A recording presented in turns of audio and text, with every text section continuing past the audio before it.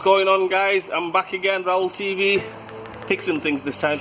Right, what we've got here is a Skoda Octavia 2008 plate Skoda Octavia. It's a 1.9 TDI VXE engine. We're going to change the cambelt, water pump, and everything that goes with it. Let's do this.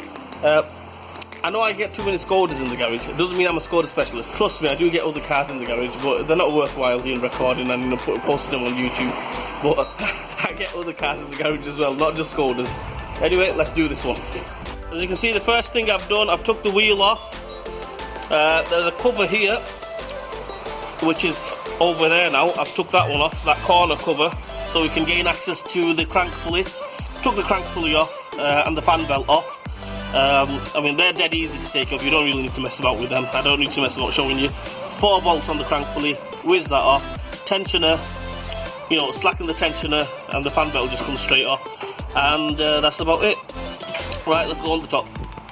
Top is a little bit more, I wouldn't say complicated, but it's a bit congested. First things first, what we're going to do is we're going to take the water bottle off, take the washer thing off. We'll take the fuel filter off, we'll take the pipes off, and we'll just move the fuel filter to a side, take this big pipe off, and yeah, let's do that first, and then we'll get back on it.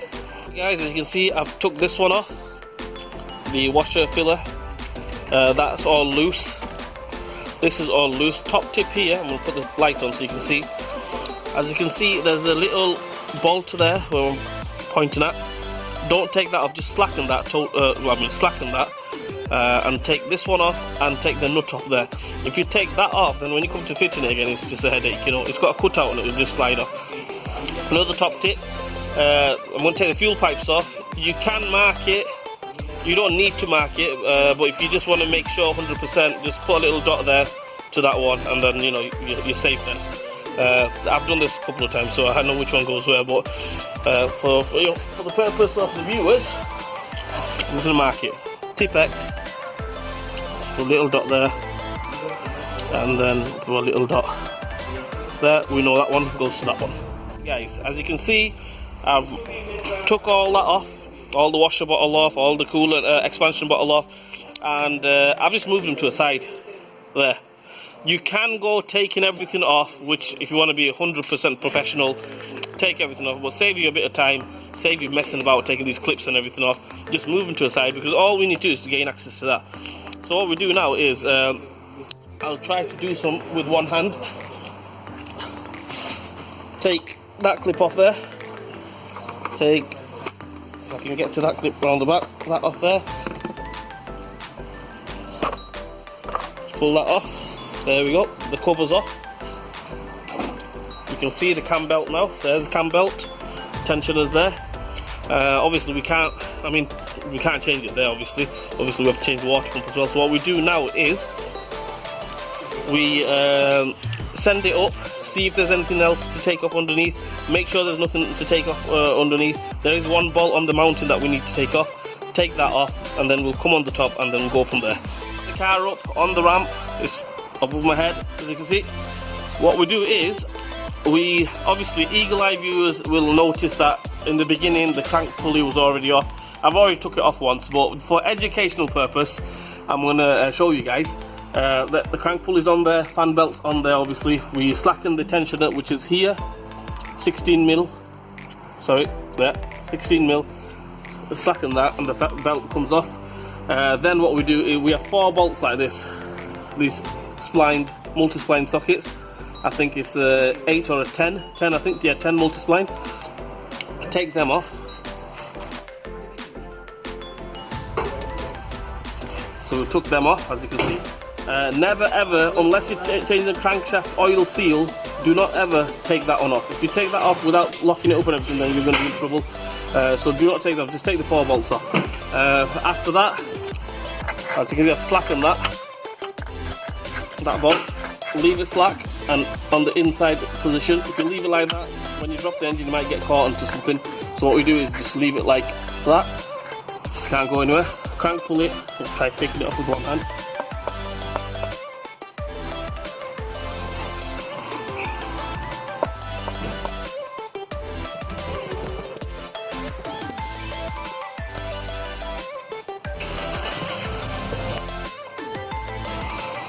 Right, as you can see, just took the crank pulley off. There we go. What we do now is we take these little 10mm bolts off. This one off, this one off. There's one here, one on the top, which you can just about make out there. But once you're underneath, you'll see them. You can't really miss them. And then we'll go from there. Yeah, I've took the bottom cover off. The top one is all loose. Obviously, it's not going to come off because I should have mentioned that before to you guys. The thing is, we need to take the tension off. Dead easy to take the tension off. All we do is send the car down, and there's 2 bolts, sometimes 3 bolts on the tensioner, 13mm bolts. Take them off, and then happy days. That cover should come off, and then we'll come to the stage where we have to line the marks up for the top dead center using a special tool. You can do it without the tool, which means it's a lot of headache. I used to do it before without the tool, mark it up and everything, but with the tool it makes your life that much easier. I'll show you guys. So yeah, first things first, let's take this tensioner off. Guys, as you can see, the tensioner is all loose. It's only one bolt here and another bolt down there, which I've already taken off. A little top tip, obviously there's 2 ways to do it. One is the hard way and the easy way. I don't like to work the hard way, I like working the easy way. Not because I'm a skiver, because shut it. Right, what it is, can you see I've put like a drill bit in there? Yeah, all you do, you anchor the tensioner while the bolts are on, and you'll see a hole there on the tensioner which will line up to the hole there. Very hard to show you guys, but it is there basically. So what you do then is you get you get a proper pin for it, but I can't find my proper pin anywhere for it, so I've just used a drill bit straight through there, and that will lock it up, and you can take the bolts off, no problem. And that's the easiest way to do it. For this next bit, what we need to do is we need to take the mounting off. So we take these 2 bolts off, 13mm, 16mm bolts there and there and that and that. But we can't just go taking them off. What's going to happen is the engine's going to drop. So what we need is a jack or a hoist or something to support the engine. So I'm going to get a jack. The jack's the easiest way, I think. Get a jack underneath it, put a wooden block on the jack, because you don't want to go metal and crack the sump. So wooden block on the jack and jack it up that way. So let's take these off and then I'll get back at you. As you can see, sorry about the hissing on the back, somebody's putting air in the tyres. We've got the jack there. There. Bolts, I've just cracked them, so I'm going to try taking them off with one hand. Well, no, actually, I'm not going to attempt it with one hand. I'm going to drop the bolt. So yeah, we're going to take these bolts off now. So yep. Next bit is not for the faint-hearted. This bit, because it is quite tricky. What we need to do is, obviously, we took the mounting off, as you can see, but we need to take the mounting bracket off. This one, because without taking that off, I can't take the belt off. The way we take that off, we've got one bolt in here, 16mm bolt. Another one, which you can't even see, is here. I'll put the light on so see if you can get a better picture. It's right down here. Where my finger is there, I'm pointing at now, it's there. I can't show you where it is, but obviously it is there. You just have to take my word for it. The way we take these off, we get a short 16mm socket. This one, no problem. I can get to that one, no problem. That one, short 16mm socket on a T-bar, and just crack it off, and you just have to millimeter at a time, just take it off that way. So yeah, if you haven't got any patience, don't attempt this, and if you've got patience, then happy days. And if you're like me, if I can't do something, I'll end up breaking it, right? So I'm only kidding, just joking, lads. What we do is we're going to attempt that now. You can see I've took this off. Like I said, not for the faint-hearted. This one, you have to take it easy on this one, because after about 10 minutes of fiddling about, then obviously it's come off. It comes off one way, and I don't really know which way it comes off. You just have to mess about, and it does come off. If it doesn't come off and you're messing about with it and everything, go make yourself a cup of tea, milk chocolate digestives, tank yourself up, and then attempt it again, and your brain will work even better, and then you can take it off. But like I said, you just have to fiddle about, and then it will come off eventually. That's the tool we need. It's one of the 2 basically, and we need a pin. On this one, you don't need both pins. I've got 2 pins here. Reason why we need 2 pins is on some of them you have to line the high pressure pump up as well, but on this one we don't need to. Right, so we just need one pin for the cam pulley, and one of these are going to be for the crank pulley, and that's it. That's all we need. The way we determine which one's which, I'm going to show you guys in a minute. On the top, they're both the same, no problem. Right, these are different. On the cog, on the crank pulley cog, it's either going to be, the mark's going to be on the tooth or in between the tooth.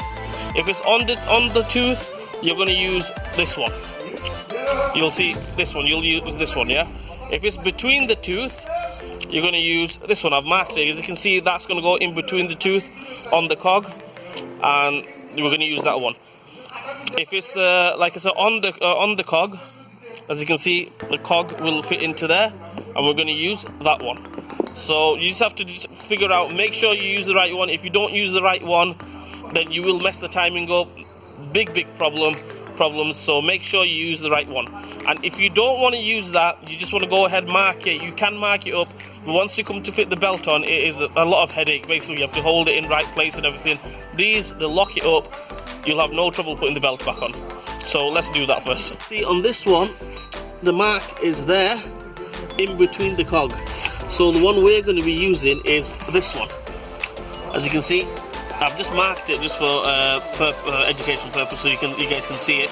That cog where I've marked will go onto this one. There's another little mark there, and then this pointer here, that pointer there, this one here, I'll point it now, will go into that hole there, and then that will lock up. Happy days, and you can't really go wrong from there. So I'm going to do that now. See, on the top cam pulley, I've got the pin in there. Top tip, you know, see this bit here with the serrated, there's a hole there, and it's got like a few teeth on it. Make sure that's on the top, and that's in there.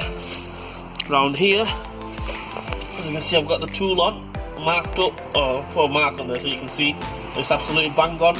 We can't get that wrong. Let's take the belt off. All we do to take the belt off is we take the tensioner off, this one, nut off, turn it anti-clockwise, and the belt should just go loose, and then happy days. We take the belt off. What we're going to do is, obviously, we're going to change the water pump, which is down there. Change all these rollers over. Well, one roller over, and change the tensioner, new tensioner. Make sure you change the water pump as well. What happens is, when you put a new belt on, right, onto an old water pump, I don't recommend it. Even VW don't recommend it. Skoda don't recommend it. It puts strain on the water pump, and then what happens is, if the water pump fails, it's the exact same thing as the cam belt snapping. Then then you're gonna mess the engine up.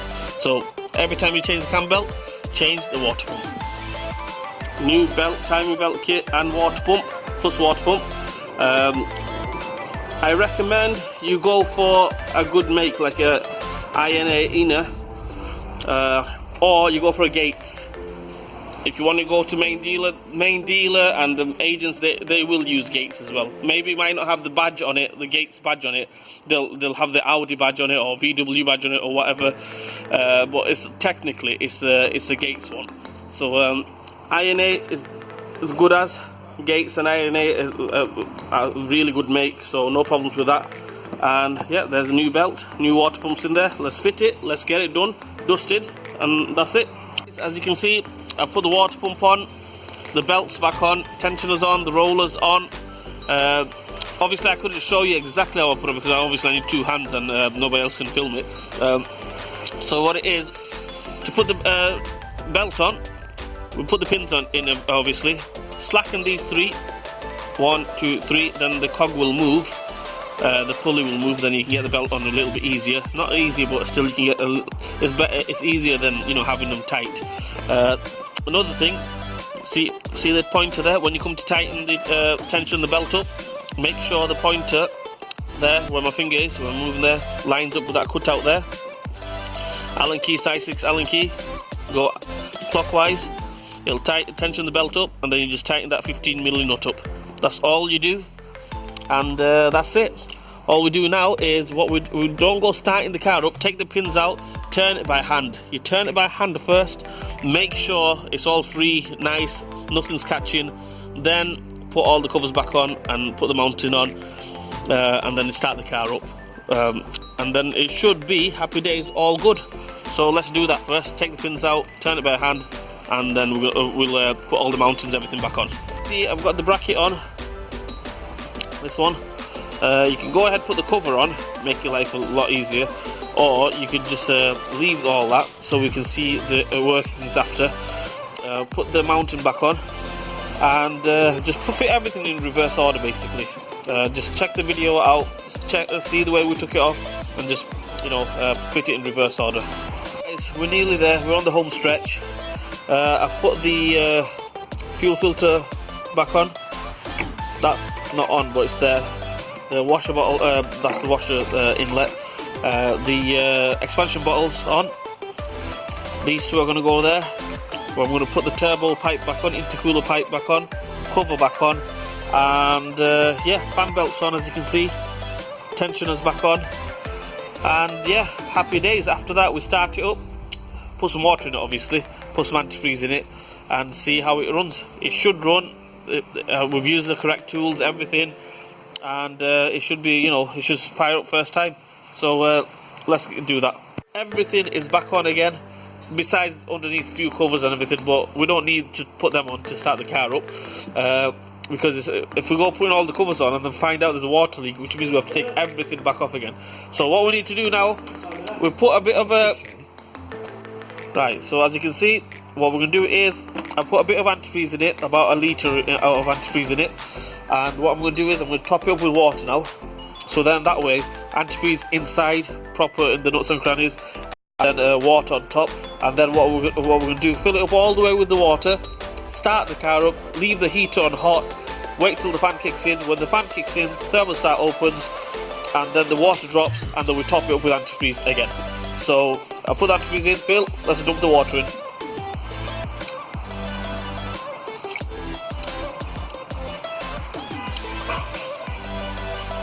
You need to be an expert to put water in. Our Phil, he's an expert. What are you saying, Phil? Yeah. Right, as you can see, he's all filled up, but anyway, I'll let him off. We've got red antifreeze in there. Reason why I put red in it, because it already had red antifreeze in it, to flush the whole system out and put the proper antifreeze, which is, I think it's a blue or a green antifreeze in this one. Which means you have to flush the whole system out, but it had red in it to begin with, that's why I put red antifreeze in it. It doesn't really matter, they're all the same thing anyway. So anyway, that's in there. It doesn't look like it's leaking, it's there, holding. We'll start it up and see what happens. Alright, ignition's on, everything's on. Let's see if it starts up.